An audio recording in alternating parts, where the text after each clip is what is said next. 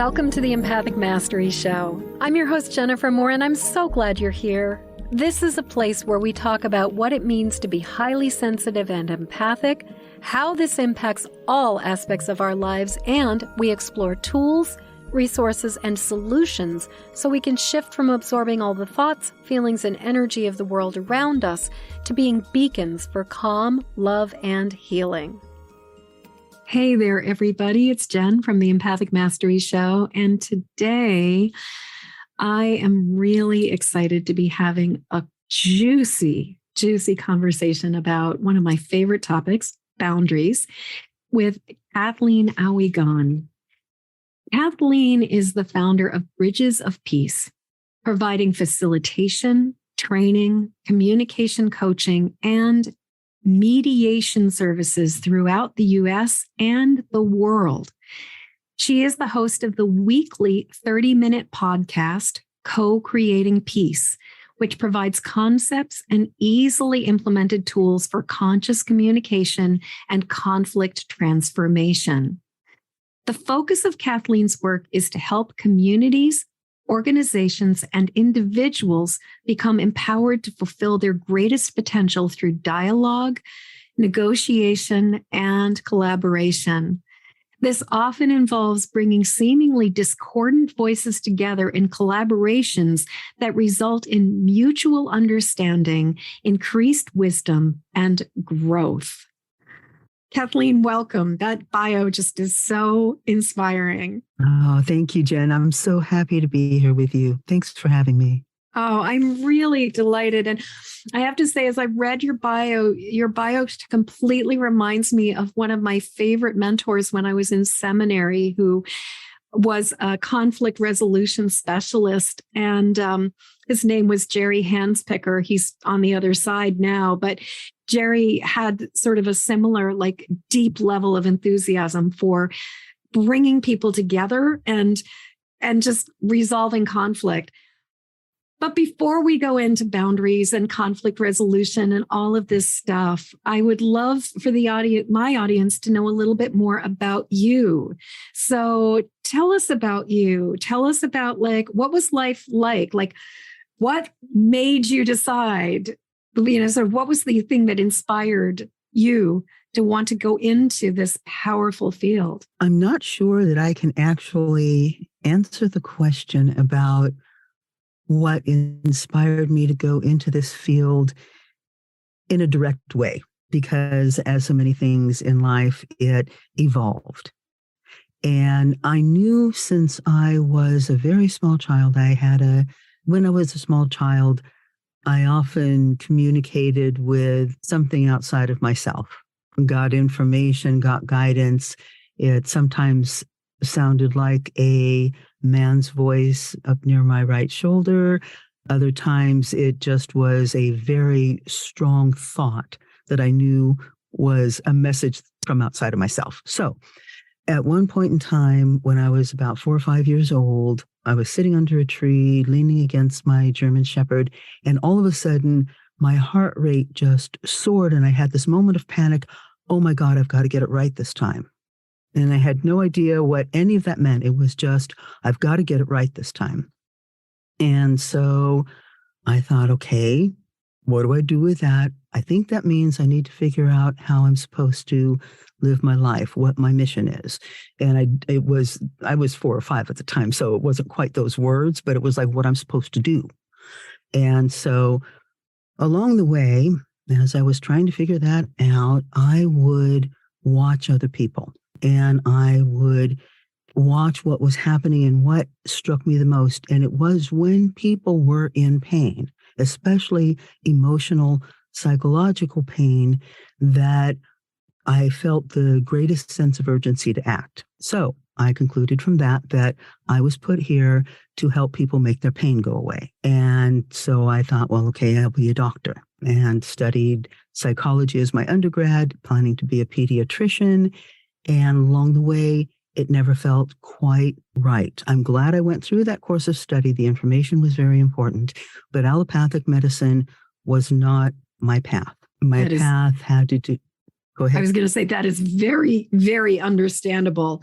I definitely run into people where they started on the path of allopathic and being involved in it suddenly realized this is not for me. Well, exactly. And I also, part of the reason I realized that it was not for me, and this ties into the topic of your work, is that I wasn't comfortable with the idea of complying with what allopathic medicine told me I had to do. If a person presented this symptom, I prescribed this medication, or I removed this part of their body, or, whatever allopathic medicine prescribed us to do. And my intuition, my guidance, that voice was telling me that they needed something else. And so I started studying all different kinds of what we call alternative medicine, which is really, in my mind, original medicine. Oh, what a beautiful way to describe it.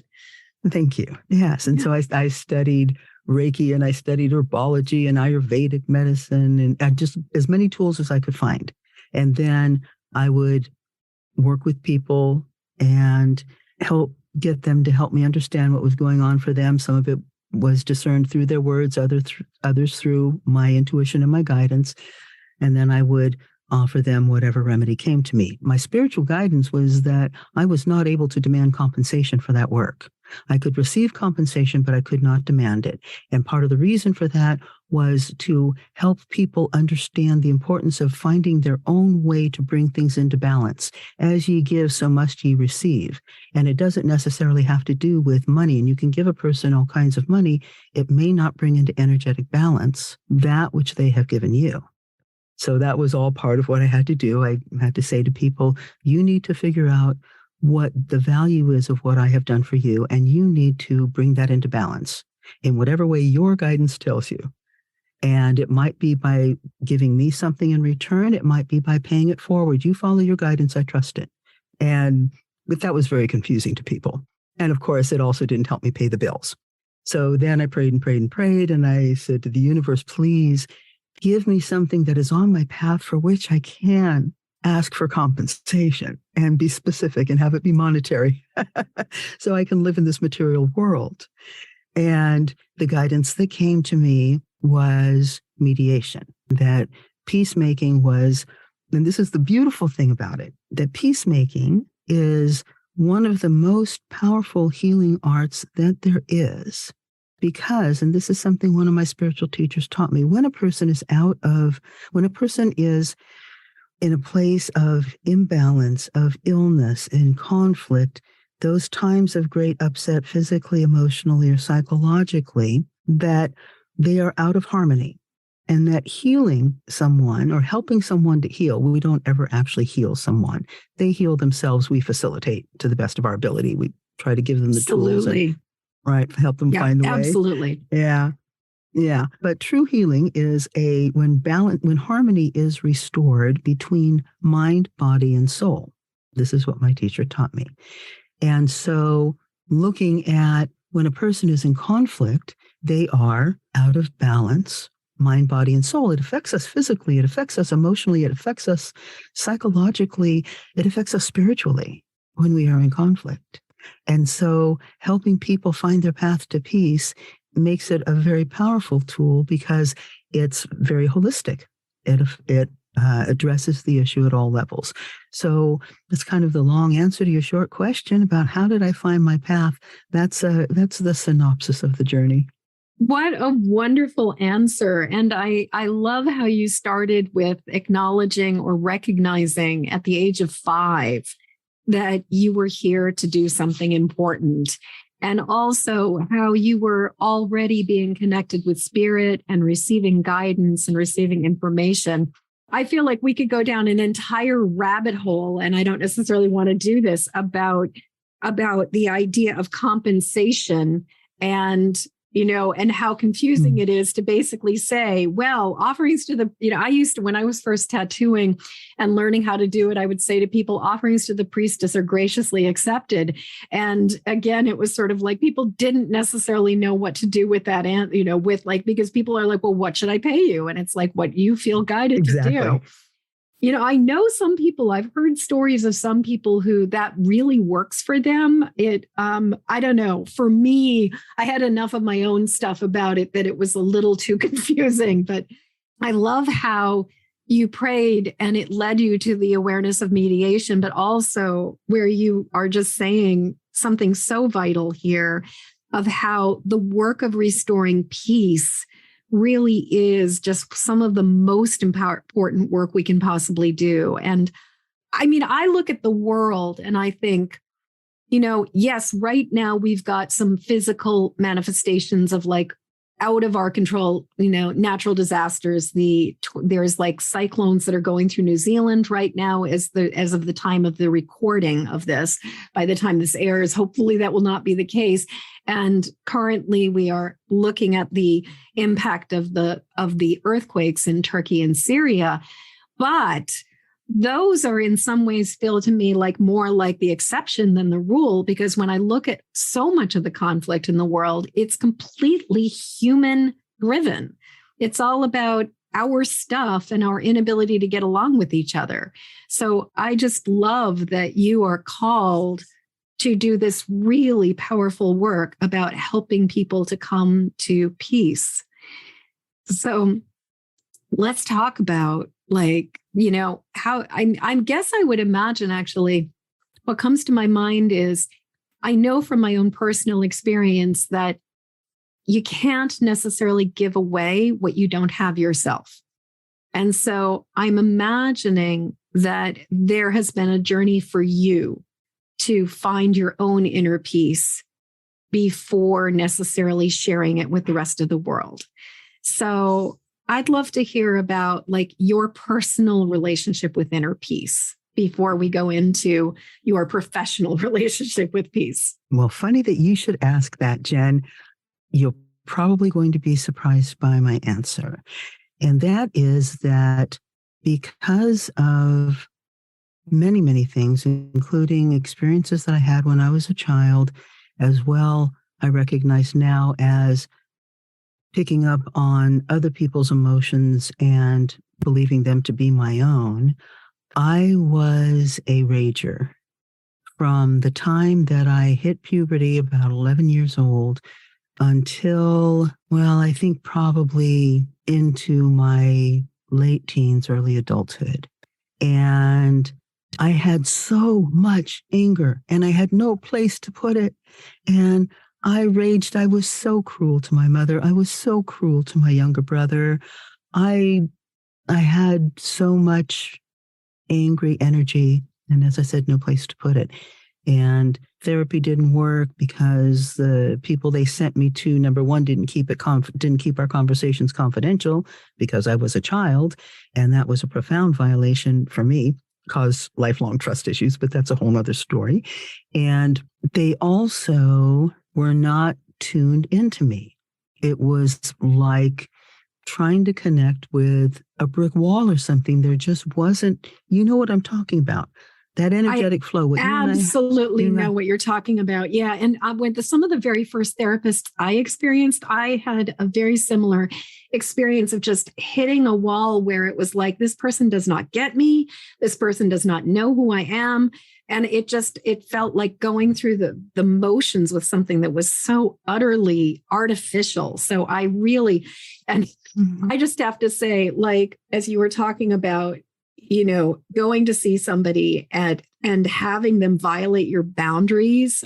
I mean, I just was like, oh, no, they didn't. You're kidding. Like, no, that is just a whole bag of wrong. Just so wrong.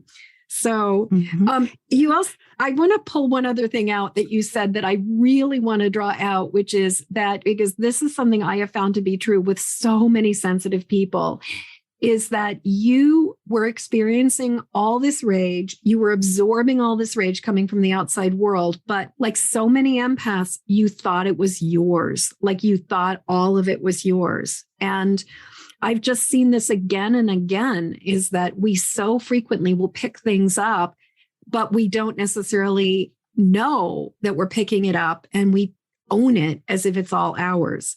So I heard you say that, and that's just something that I have found to be consistent. And what I find is that if you think it's all yours, it's very hard to process it when it's actually something that needs to be put down and let go of. Exactly. And you can't process out something that doesn't have an origin within you. Right. And so when it's coming from someone else, there really isn't a way to process it out. And so it was very helpful to me when I had that recognition that, oh, some of this doesn't belong to me.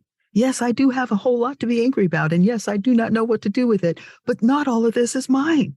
And then to have that aha moment followed by the recognition that if I really work to discipline myself, that I would be able to recognize what was mine and what was not mine, and learn how to recognize when the voices that I hear are divine guidance, my ego, my imagination, any number of things. But you get to learn, this is what I often tell people, you have to listen to, I call them voices. I'm not delusional. I know you know that.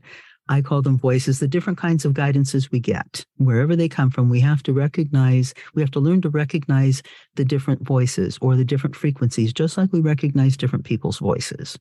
And we recognize this is coming from inside of me. Oh, this is coming from outside of me.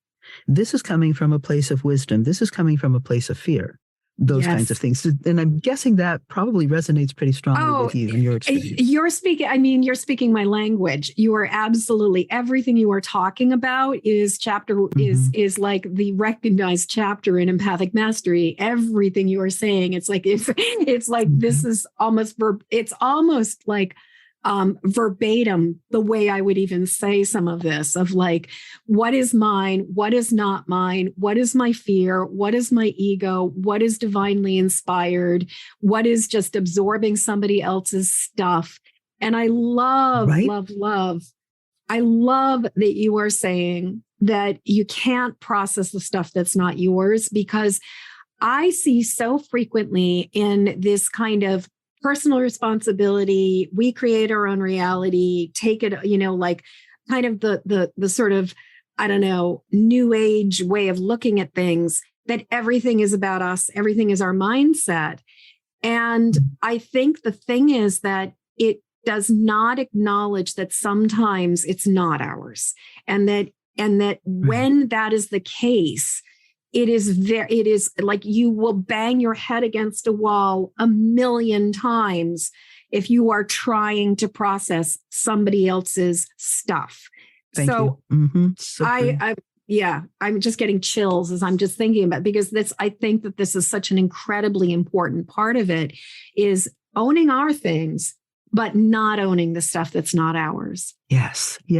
Thank you. And that should be a bumper sticker. That should be a t-shirt. It should say, own your stuff, but you don't have to own what's not yours. Exactly. You do not have to take on every other burden. And I know for so many of us who are highly sensitive and empaths, that it is so common for us to feel responsible for burdens that are so beyond us.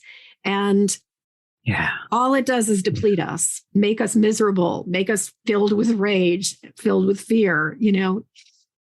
Mm-hmm. Yeah. I resonate so deeply with what you're saying, because yes, sometimes that's been the greatest source of my own personal agony, is feeling what other people are feeling, and feeling as though and believing, not feeling, but believing that I have responsibility for that, for making that okay, and especially when I recognize that my mission is to help people find their way out of their pain. And then all of a sudden, especially in my immaturity, and that combined with what I was picking up from people was a huge burden. Oh my God, I've got to make it okay for everybody. And we can't do that, of course. And it was such a relief to realize that was okay. And I know from my own personal work and with working with and talking to so many other empaths, that we don't necessarily just switch, like flick a switch and go from taking on the responsibility and the burdens of the agony of the world to suddenly just being like, it's okay for me to let this go. I'd love to hear a little bit more about, or a lot more about your journey, your process of really coming to know that it was not, you did not have to carry this. Because I think I see a lot of us struggle with that. Like a lot of us, like intellectually, we might understand it, but there's still that part of us that like gets sucked into the people pleasing, the caregiving, the putting out the fires, taking on other people's emergencies. I mean, you know what I'm talking about. But so I'd love to hear, like, what was that journey for you of divesting of all of this other stuff? Well, I'm not sure that it's a journey that's over. I'm not sure. As long as you're in a human body, it's a journey that will ever be over. Yeah. Right. Yeah, it's something that I find myself facing quite often. But I think in my young adulthood, in my early 30s, I was so wrapped up in what I call my Mighty Mouse syndrome, which is, you remember the Mighty Mouse cartoon, Here I come to save the day. Exactly. Yes. And I still have that. I'm more mindful of it. I know how to work with it better. It's one of those ongoing things. But at that time, in my late 20s, early 30s, I was so wrapped up in it that I was not taking good care of myself, because I'd be out in the middle of the night trying to rescue somebody from something or another. So I wasn't sleeping well. I was giving away my money and my possessions, which is perfectly fine, and I believe a beautiful thing to do, as long as one is still able to feed and house and clothe oneself. Yes. I ended up volunteering and serving and all of that to such a great degree that I say, and I mean it, that I volunteered myself into bankruptcy. And I got myself into a very serious financial situation because I was giving everything that I brought in. I would give it to someone else who needed it more. And that felt good at one level. Yes. I was not recognizing that I was being somewhat self-destructive in that. And it was actually one of my teachers who just sat me down and just said, Kathleen, you are draining yourself beyond dry, and you are reaching the place where you can no longer serve people. You are going to have to go into Rescue Kathleen mode. And while you're in Rescue Kathleen mode, you will not be helping other people.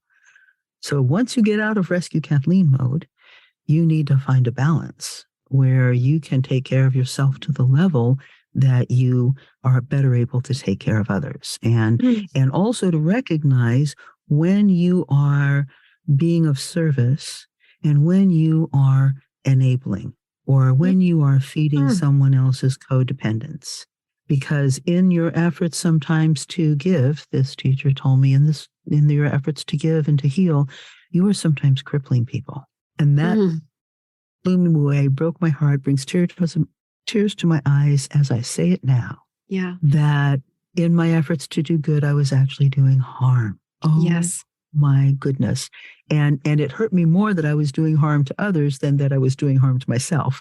Yes. It's still an area I need to work on, right? And I now recognize, as he told me, that if I want to be of service, I have to be of service first to myself and my own well-being, and then I have even more to give to others. Exactly. Yeah. Well, and I mean, nowadays it's become really, we hear that analogy of put your own oxygen mask on first. And, right. Or as my friend Chase would say, put your own fucking oxygen mask on first.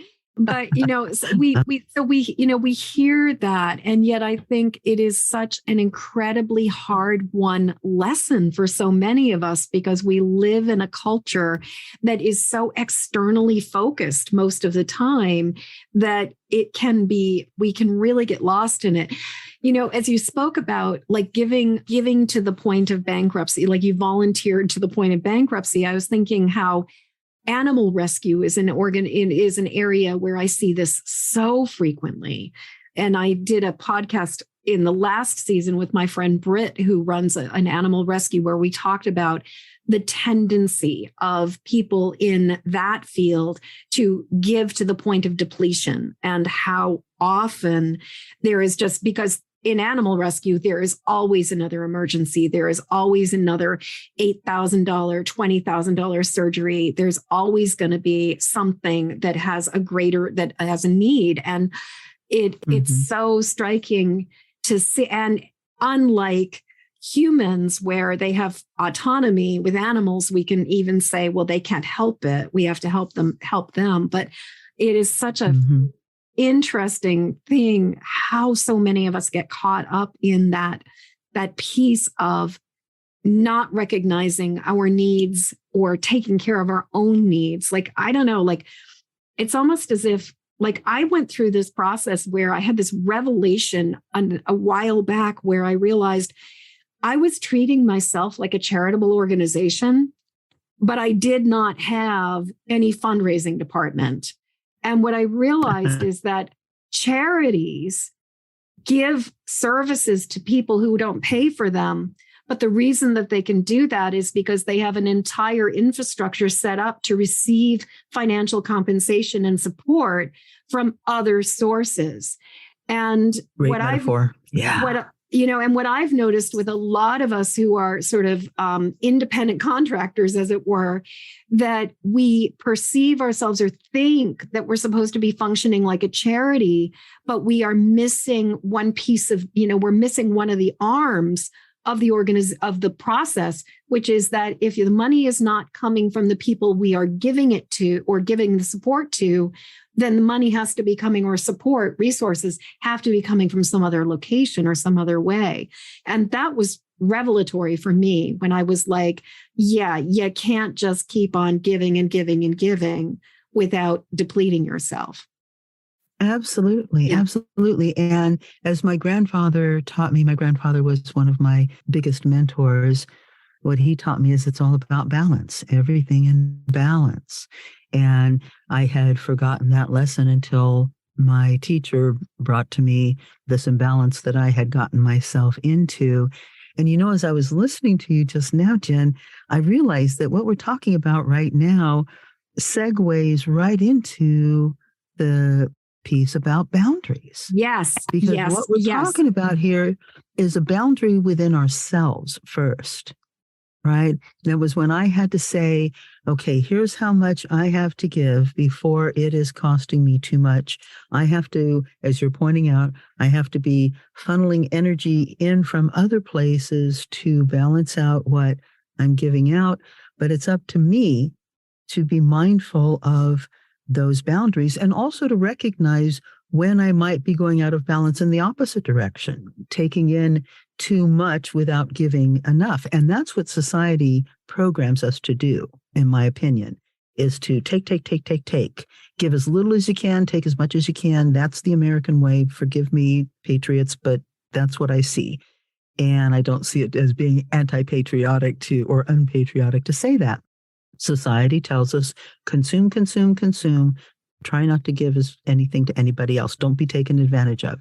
So there's an opposite kind of imbalance there. And I think often people like you and I, who are nurturers by nature, who are givers by nature, I think sometimes we unconsciously try to compensate for what society teaches us. Everybody's being taken from, let me give you something, because everybody's taking from you. Let me give you something.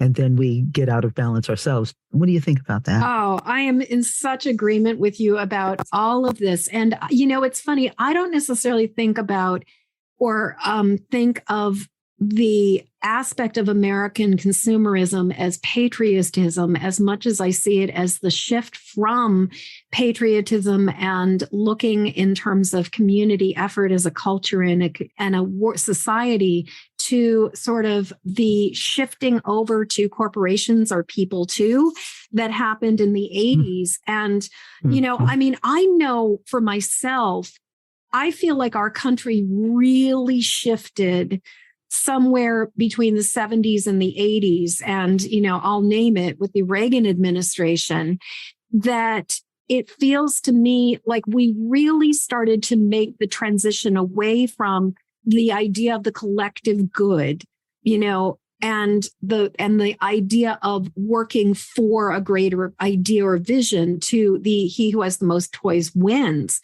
And recently I was reading something, this man who I follow, who's into rewilding and really being back to the land, was talking about the phenomenon even of how we are made as as bodies, as mammals.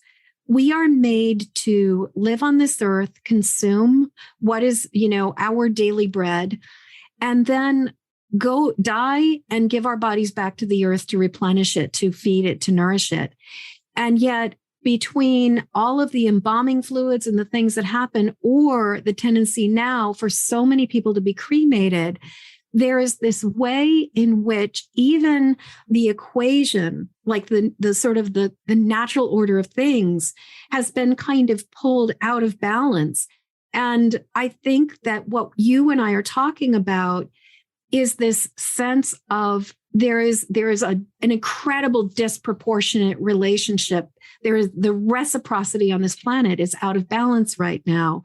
And some of us are feeling it. And I think, like you said, have this incredible desire to compensate for this imbalance by giving and giving and giving. So everything you're saying, I'm just like, Kathleen, preach. Yeah. Yeah. So boundaries, talking about our personal boundaries. And like, as you were saying, this is segueing into this of recognizing what can we give? What can we afford to give?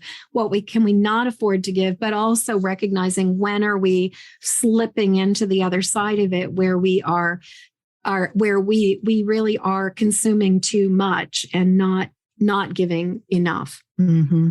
Yeah. Yeah.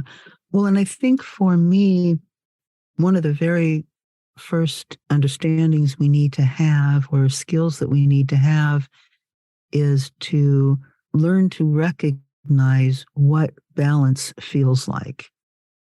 And that's, again, sort of tuning into a frequency. But there's a certain, if we pay close attention, there are degrees of rightness that we will feel. For me, it's a kind of a sense in my gut. It's the only way that I can really describe it. When something feels right in my gut, it's almost like putting on an old pair of moccasins or your softest favorite pair of pajamas. It just feels right. It feels comfortable. It feels serene. And then there are varying degrees of discomfort from there that tell me something's not quite right. And first thing to check is, is this a matter of something being out of balance, or is it that there's a threat that I'm perceiving on the periphery? What's the nature of something's not right? And when I discern that the nature of that sense that something's not right is that something is out of balance, then I sort of begin to look around me, look at what I'm doing, look at what I'm saying, look at what I'm feeling, look at how people are reacting to me, or the people around me are reacting to other things, and start to see if I can discern where out of balance is. And sometimes where out of balance is something that directly affects me, and sometimes it's something outside of me. But recognizing, where am I getting that sense from? Does that resonate with your experience as well? Yes, absolutely. Absolutely. And I was thinking my metaphor would be, I don't know if you've ever had the experience of, there are those times where you lie down in bed and it is perfect. It's like the pillow feels perfect. The way your back feels or your body feels in the bed feels perfect. Everything is right. The temperature is right. It's all good. And then there are these other times where it's like, no matter what you do, no matter how you try to move the pillow, no matter how many times you kick the blankets or fluff them, it's not quite right. And so for me, that knowing what it feels like to be in that state of just pure ease versus what it's like to be in that state of fretfulness or not quite right. I was thinking as you were speaking, I would love to hear like a concrete example of like a scenario, a situation that you've experienced, or maybe you could make one up, but where you could lead us through this process of like when so maybe starting with recognizing that something feels out of sorts or feels a little bit wonky or a little bit of out of balance, or do you even just before that I mean, I guess, do you always assess for balance? But I'm just thinking, I'd love to hear, like, what is your process with this? I think that the very first thing is to strive to always be in a state of mindfulness. We go through life acting all the time. I get up and alarm went off. I get up, I go to the bathroom, I go to the kitchen, make my coffee, whatever it is. We just do those things. And they are habitual actions without thought. And we don't often stop when we first wake up and just take a breath and welcome ourselves back into the physical world and ask ourselves, how do I feel in this moment? What's my body feeling like? Do a check-in. How's my emotion waking up? Sometimes I wake up with strong emotions. And often, if we're not mindful, we just begin the day acting from those emotions. Anger, hurt, fear, whatever that strong emotion is that we wake up, I got up on the wrong side of the bed, we say. And the rest of the day, everybody gets to experience that because we are just in it. We are acting on it, as opposed to taking that breath when we first wake up and checking in. How am I feeling? What am I feeling? Where is it coming from? Whatever I'm feeling. And then when we feel ready, maybe at that point, am I ready to get up and get out of bed? Or do I need to take some more deep breaths? Do I need to meditate before I get out of bed? What do I need to enter the day mindfully? So from the very moment we wake up, if we do that, then we are less likely to lose our keys, stub our toe, slip on the bar of soap, whatever it is, put on mismatched boots. I did that once on my way to a conference where I was presenting. I put on mismatched boots. That's a whole nother story, but it's an example of what happens when we're not mindful, because I was already at the place where I was going to present in my head. In your head, yep. But I hadn't finished dressing yet. And so this is just an example of what happens when we're not being mindful. And of course, we're always in varying states of mindfulness. Yes. When we are mindful, though, is when we will be more able to recognize that something's not quite right. Yeah. And it feels, we were talking about what it feels like when things feel like, right, that warm bed that you were talking about, that comfortable pair of pajamas I was talking about. When something doesn't feel right, it's almost like a rock in your shoe, or or something that's too tight, and it just feels uncomfortable. And at that moment, when we recognize that, it's important for us to then tune into, as I was mentioning before, where is this coming from? What doesn't feel right? But so often, if we are not mindful and we don't recognize that, there's something hurting me in the bottom of my shoe, then that little niggly pain, that little something not right, makes us cranky and edgy. And then we bark at other people. And we end up feeding the imbalance because we haven't recognized that the imbalance is there in the first place. Something doesn't feel good. So now I'm cranky and I'm going to share my not goodness with the world, or my not feeling goodness with the world. So the more that we're mindful and we say, something's, what's going on? Got a rock in my shoe, and I'm going to sit down and not try to balance on one leg while I pull that rock out of my shoe. I'm going to sit down and be centered and, so forth. Yes. And so I think that all of that is what's so important, to find that sense of what's out of balance, so then we can figure out how to bring it back into balance. So just everything you're saying. And you reminded me of how one of the things I realized is that I think our culture, and part of this whole, consumer culture, which you have to be disconnected from the whole in order to continuously consume. I think and part of what causes us to want to continuously consume is feeling disconnected. But I think about the ways that we are so socialized to ignore little discomforts. ignoring, and I've asked myself this, and I've taught this before, but this idea of like, how many times do you ignore the urge to go to the bathroom when you notice that you just need to pee? Like, how many times do you notice that you're either feeling a little too hot or a little too cold, but you will not take off the sweater or put one on? How many times do you notice that you're hungry, but you just are like, okay, I'll deal with it later? Or how many times do you notice that you're tired, but just kind of like drink a cup of coffee or keep going? And I think that we are constantly like ignoring these little tiny, I don't know, these nicks of, these tiny little barbs of discomfort, and just kind of kicking the can down the road. And like you said, it does make us cranky. It does cause us to be less mindful, because how can you be mindful if you are ignoring this rock in your shoe? Exactly. Yeah. It's an example of how absence of mindfulness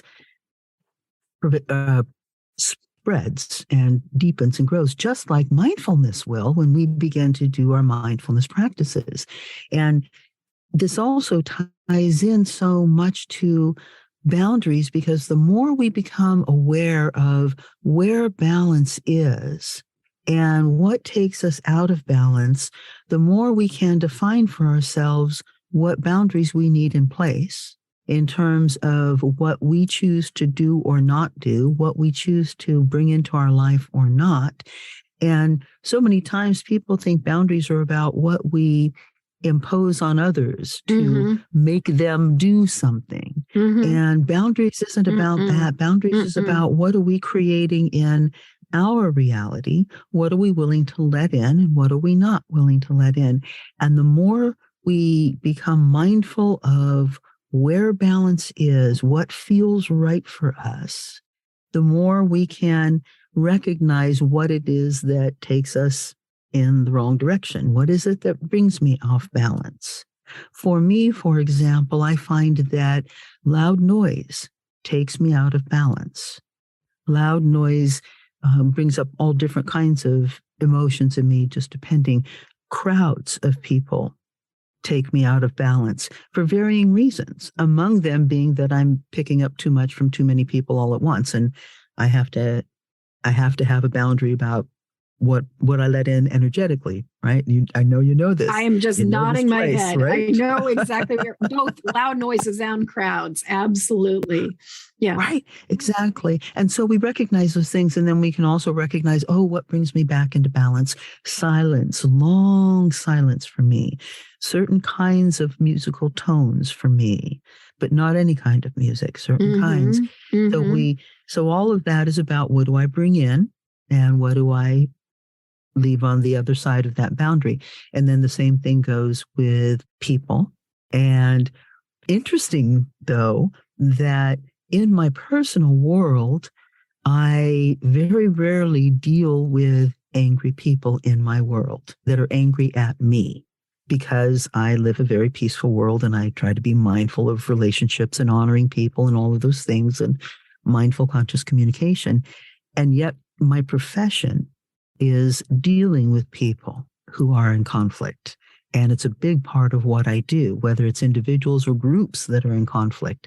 And so that's a different kind of boundary for me, to be able to honor their anger at one another, or at whatever the situation is that we're working through, and not try to repress it, not try to deny it or diminish it because it's not mine, but also not taking it on because it is not mine, but holding the space, we call it, to honor that here's where you are, and it's a place where you're not happy, and we're going to work together to help find that place where you can all be happy and at peace with one another.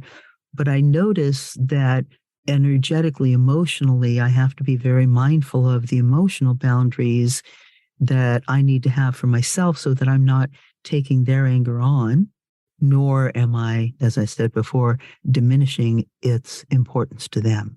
Yes. Well, and I think that, You're saying something so incredibly important here, because I think that so often as a culture, we are so reactive to anger and so afraid of anger that we will often try to rush into rescue, try to diminish it, try to fix it, try to make it better. And yet, what ultimately needs to happen is that space needs to be held for people to have that anger, to be able to express that anger, to be able to be heard and acknowledged, without us then going into that thing of, as you were saying, not taking it on, not absorbing it, not finding ourselves just spinning out as a result of it. The other thing I just want to pull back out that you said, because it's so powerful and I think so incredibly important, is that boundaries are not about what we will tell another person to do or not do. It's not about you shall behave this way. It's about what we say. It's what our limits are. And a really great explanation that I ran across was like, it's not telling somebody you will not be this way or you will not be angry. It's saying, if you do this, these are the consequences. This is how I will respond to this. It's not, this is what you have to do to make me happy. It's, if, this is what I will do to protect myself. Knock yourself out if you want to continue down this path.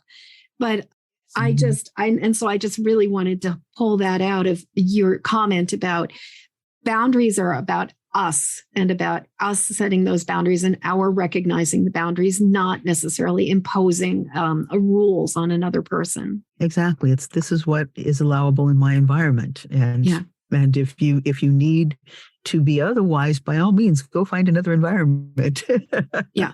It just won't be mine, or I'll go find another environment. So yes. And the important thing too about anger that I think we really need to recognize, and this goes into conflict too, is that anger is not a bad thing. Conflict is not a bad thing. They are symptoms, just like pain. Pain is not a bad thing. We think pain is a bad thing because it hurts, but it's telling us that something isn't right. And when we get those signals, we are driven to want to find or we should be driven to find what will make that experience stop. So if we felt no pain, we would burn our finger off in the candle. We would destroy our body if we felt no pain, because pain tells us we can't hold a flame, even though it's really pretty and shiny. We can't hold it because it will destroy our flesh. Pain tells us that, right? When someone is repeatedly causing us pain, that tells us this person doesn't belong in my life if I want well-being. If I don't want well-being, hey, come on, keep on hurting me. But if my goal is well-being, this pain is just telling me something's not right here. Either it's the person or it's the dynamic with the person. Yes. And we can change we can change our relationship to that person, go away, or we can work to change our dynamic with the person so that they can stay in our life and have it work. So anger, hurt, pain, conflict, all of those things are just saying something's not working. And I tell people this at the beginning of every mediation. This is not about right and wrong. This is not about who's good and who's bad, who's right, who's wrong, who did what, who didn't do what. This is about something's not working for you. And these painful emotions, these dynamics that you've described to me are telling you something's not working. And if you'd like for this experience to change, then let's look at what would work better and see if we can negotiate agreements to what would work better. And it's the same kind of thing, I think, with our personal boundaries, that when we feel somebody's pushed up against our boundaries and we're angry at someone for that, it's just saying something's not working in this dynamic. Can we sit down and negotiate that through, or do we need to part ways so that the friction stops? Sometimes we just need to take enough space to, take a pause so that we can actually reconnect with ourselves and find out what our truth is. So but sometimes just stepping away enough to know what it is just so important. Mhm. Kathleen, I cannot believe how fast the time has gone with this particular conversation. It's Yeah. amazing. And one of the things that I really wanted to pull out before we kind of go into our wrap up pieces is a piece that Mhm. you mentioned in, that you had written about was clarifying questions, the importance of clarifying Mm. questions. And I guess sort of the other side of it is when we don't make clarifying questions, how assumption and sort of the narrative in our head can really be driving the conflict. But I definitely wanted to take a minute to talk about the importance of curiosity and clarifying questions. Well, here's the interesting thing, and I'm so glad you brought this up, Jen, because one of the phenomenons of the human mind that we often forget or just aren't aware of is that the brain requires a feeling of having all the information in order for us to feel safe and satisfied. In the absence of that information, because we may feel nervous about doing it or it doesn't feel socially acceptable, we very rarely ask for the missing information. We first write a story in our head, right? We make Yes. assumptions in the absence of information. And so it's like if you think about it, when somebody sends an email to someone that they usually get a quick response from, and then they don't, and they think to themselves, why haven't they written me back? Oh, I'll bet I know. And they're off and they start writing stories. They don't text the person or call them and say, hey, how come you didn't answer my email? They just start writing stories in their head. And the more Mm-hmm. tension there might be in the dynamic or the less fondness that there might be in the dynamic, the more negative those stories are going to be. So we write those stories in our head and we make those assumptions, and then we often act on them. We anchor ourselves, this is the truth. And that helps us feel more safe and secure. If we question our assumptions, if we question our beliefs and we find them to be off target, not quite right on, then that causes us to question all of our other beliefs. And that's a terrifying place to go. So we Mm-hmm. don't go there. And there's actually a psychological phenomenon called confirmation bias, Yes. where we look for that which confirms what we believe rather than Yes. noticing the things that do not, right? So we make these assumptions, we write these stories in our head. And that is one of the primary causes of conflict and misunderstandings. If instead we take the time to step out of ourselves and go into what I call the neutral observer mode and start to look at what we're thinking, we may begin to recognize that there might be something more there. The Iroquois rule of six, I have to interject this right now. The Iroquois Please. rule of six comes into play here.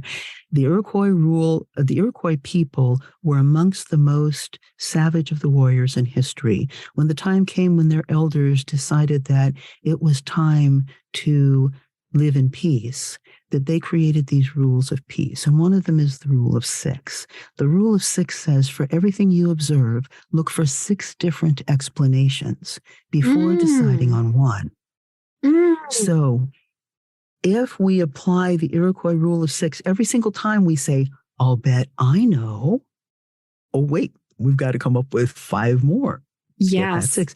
And Yes. then I have added on Oweegon's rule of the 7th rule, which is after you look for 6 different explanations before deciding on one, then go ask a clarifying question. Yes. Before you even decide on one, ask a clarifying question.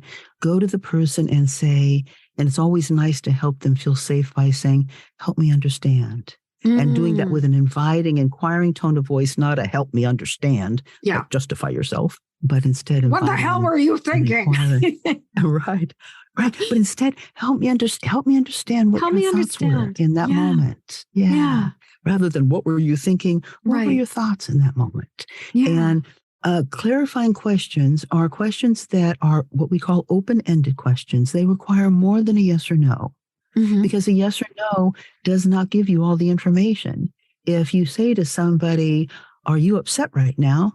And they say, yes. Okay, well, now you know they're upset, but you don't know why they're upset. If instead you say, why am I feeling what I'm feeling from you right now? Or what is it that I'm feeling from you right now? Yeah. Or what's going on for you right now? Those are open-ended questions that give you the information. Then they might say, I'm upset, or they might say, oh, I'm just agitated because I'm late, or, but you get information when you ask open-ended clarifying questions. And we find that more often than not, when we don't ask any questions at all, no matter how empathic we are going to have some aspect of the information in our head being inaccurate. Yes, absolutely. We will get a greater, more accurate body of information if we ask those open-ended, clarifying questions. And that eliminates those assumptions. That gives us a wide range of information, and it helps the other person feel valued. Mm-hmm. Because we're assuming about them. We're not saying, I know what you're thinking. I know what you're going to say. Right? We're saying, help me understand what you want me to hear. Help me understand. They feel valued. Yeah. Right. And we feel connected. Well, and this goes into, we could go on to do an entire episode about, healers' agendas. And, and just the whole thing of our culture's idea of what, as a sensitive, intuitive person, we are somehow supposed to be doing. And I think there's this culture, there's this old school idea of, if I'm a really good, gifted psychic or intuitive, I'm not supposed to ask any questions. And I find the longer I do the work, the more I feel like my job is to help you find your answers. My job is not to give you answers. My job is to be curious and hold space for what is coming out of this. And knowing that each of us has something inside of us that is preciously and uniquely ours. I try really hard not to make assumptions about what is going on for another person. And even if I might be accurate, even if I might be right, I've learned it's so important to give that person the space to find that truth for themselves without necessarily leading them to it, because, with a super heavy hand. Well, yes. And I also just have to say that there's a difference too between observing and then writing a story in our head. Yes. So for example, when someone is speaking in a really loud, angry tone of voice, I can write the story in my head, they're a jerk. I can write the story that they're angry at me. I can write these stories, or I can notice this person's feeling high emotion right now. And just an observation. And so I think as intuitives too, we pick up these senses, and I think it's important for us to observe them. But again, maybe not necessarily write a story in our head about what's tied to what we're sensing. But that actually, in my mind, is all the more reason why we need to ask those questions, to get more information from them about what this is that we're feeling. Yeah. And then we can exchange information based on what they're experiencing and we're experiencing, and come to probably something that's going to be really darn close to their truth.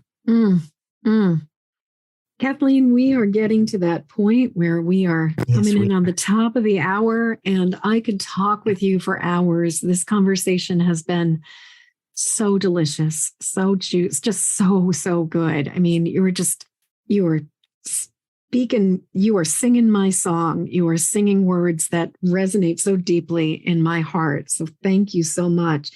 So before I let you go, I got a couple questions for you. The first one is, what do you absolutely need to be sure you say before we finish this conversation?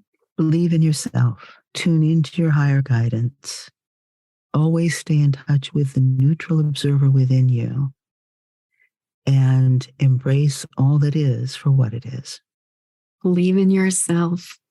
Thank you. Okay, so the next question that I always love to ask is, I really believe that there is a way that with podcasts, time almost is, they become evergreen. They exist outside of time. And I believe that not only does this podcast exist from perpetuity in the future, but that the messages can ripple back into time. And so I would love to think about what message, if you could broadcast a message to your younger self, the self that was raging, the self that was really, really struggling. What message do you need? Do you want to tell her? What are you going to, plant here and send back, like beam back to her so that she gets this message? Oh, I think it would probably be the words that I just spoke in answer to your previous question, I have to say. And I would also say, don't forget that you are always connected to the divine. Don't forget. And I say that because in those connected. Go on. Yeah. Always connected to the divine. Yeah. I remember in those days, part of what I raged about was that I felt so alone. Yes. And I think to remember that we are never alone. We are always connected to the divine. It is inside of us. It is. Oh, Kathleen, this has been so yummy. So final question. How do people get in touch with you? Well, you can find me at my website, bridgesofpeace.com. And there is another fabulous organization called bridgesforpeace.com. Mm-hmm. And they're a great organization, but they're not me. I am bridgesofpeace.com. And on my website, you can find information about all the different personal and professional development trainings I have, my communication coaching, my facilitation and mediation services. And you can also find on the podcast page every episode of my podcast, Co-Creating Peace, which again, as Jennifer mentioned at the beginning, is all about conscious communication and conflict transformation. And I hope people will reach out to me. I'm one of those very accessible people. You can actually find my cell phone number on my website, and that's okay. I want to be connected. And I highly recommend checking out Kathleen's podcast. I had the privilege of being a guest on her podcast a while ago, and it was just wonderful, which is how we met. Kathleen, thank you so much for sharing your words of wisdom. Thank you so much for sharing your candor, your authenticity, your just and your beautiful, beautiful soul. This has just been delicious. Thank you, Jennifer. It's been a privilege and an honor to be here with you and to have this kind of exchange. And I have to say, thank you for the amazing work that you're doing out there, having a resource for people who have the experiences that we have of being highly intuitive and empathic. It's so important because that's another time that we can feel alone on the journey, and to know that there are such resources as you offer is such a blessing. So thanks for doing the work you do out there in the world, Jennifer. Thank you so much. Thank you. This has just been so good.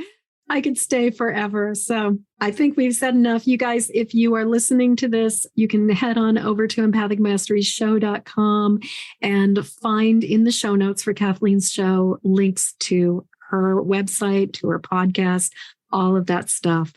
So again, Kathleen, thank you so much. My honor, my privilege. Thank you. As we come to the end of this episode, I'd love to hear what you're taking from this show. Please jump over to empathicmasterieshow.com to leave your comments. In the show notes, you'll find a link to grab your copy of my Empathic Safety Guide, 3 Basics for Finding Calm in the Eye of the Storm. And while you're there, please subscribe and follow this show. And thank you for your help sharing this show with the people who need it. Please help me to spread the word and send this podcast to friends or family members who need support living as highly sensitive empathic people. Then join me again when the next Empathic Mastery Show airs. Okay, one last time. Hop over to empathicmasterieshow.com for your Empathic Safety Guide. And until next show, shine on. We need you and your gifts here on this planet. So please don't judge your empathic rainbow by colorblind standards.